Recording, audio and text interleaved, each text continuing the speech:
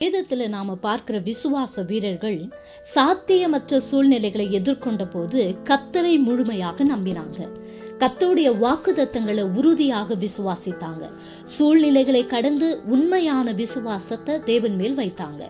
எல்லா தடைகளையும் தாண்டி தேவன் மீது விசுவாசம் வைக்கிறவர்களை ஆண்டவர் எப்படி கனம் பண்ணுகிறார் என்பதற்கு நமக்கு சிறந்த எடுத்துக்காட்டாக அவங்க வாழ்க்கை இருக்கிறது. ஸ்பிரிச்சுவல் லைஃப்ல ஏற்ற தாழ்வுகளை அவர்கள் சந்தித்தாலும் கர்த்தர் முடிவில் அவர்களை உயர்த்தினார். விசுவாசிகளின் தந்தை என்று அழைக்கப்படும் ஆபிரகாம் விசுவாசத்திற்கு மிக சிறந்த உதாரணமாக இருக்கிறார். தேவன் ஆபிரகாமை அழைக்கும் போது, உன் தேசத்தையும் உன் தகப்பன் வீட்டையும் விட்டு வா, நான் உன்னை பெரிய ஜாதியாக்கி உன்னை ஆசீர்வதித்து உன் பேரை பெருமைப்படுத்துவேன் என்று சொல்லி ஆண்டவர் வாக்கு கொடுத்தார். தான் போகிற தேசம் எப்படி இருக்கும் என்றும், அங்கே செல்வதற்கு எத்தனை காலம் எடுக்கும் என்றும், அங்க போன பிறகு வாழ்க்கை எப்படி இருக்கும் என்றும் அறியாமலே கர்த்தருடைய வார்த்தைக்கு ஆபிரகாம் கீழ்ப்படிந்தார். ஆபிரகாமின் விசுவாச பிரயாண வாழ்க்கை இங்கிருந்து ஆரம்பித்தது. அவர் வாழ்ந்து வந்த இடம் வசதியான நல்ல வளர்ச்சி பெற்ற இடமாக இருந்தது. ஆனா பாவம் நிறைந்த இடமாக இருந்தது. அதை எல்லாம் விட்டு கர்த்தருடைய வார்த்தையை பிடித்து கொண்டு அதற்கு கீழ்ப்படிந்து அதை விசுவாசித்தார். பிரயாணத்தை தொடங்கும் போது ஆபிரகாம் வாலிபன் கிடையாது, 75 வயதுடையவராக இருந்தார். ஆனாலும் கர்த்தருடைய வார்த்தையை சந்தேகப்படல. அவர் வாழ்வில பின்னடைவுகளும் வந்தது, தவறுகளும் செய்தார்.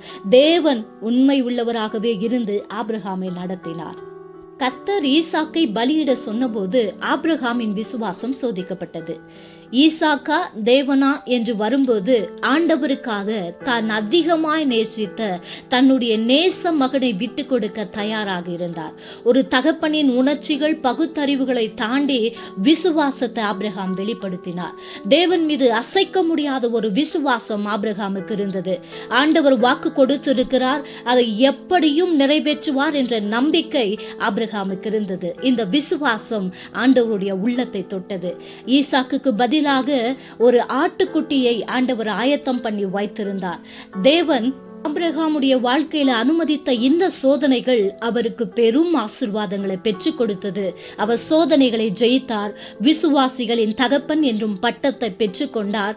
தேவன் என் சிநேகிதன் என்று சொல்லி ஆபிரகாமை குறித்து சாட்சி கொடுத்திருக்கிறார். இன்றைக்கு உங்க விசுவாச பரீட்சையில நீங்க சோதிக்கப்பட்டு கொண்டு இருக்கிறீங்களா? விசுவாசத்தை தளர விடாதீங்க. அவர் உங்களுக்கு என்ன சொன்னாரோ அதன்படி நிச்சயம் செய்வார். தேவன் மேல் இருக்கும் உங்க விசுவாசம் இன்னும் பலப்படட்டும். உங்க விசுவாசத்தை ஆண்டவர் வர்த்திக்க பண்ணுவாராக. சூழ்நிலைகள் எதிர்மறையாக இருந்தாலும் அவர் வார்த்தையில் உண்மை உள்ளவர், அவர் நல்லவர், அவர் யெகோவா ஈரே, எல்லாவற்றையும் பார்த்து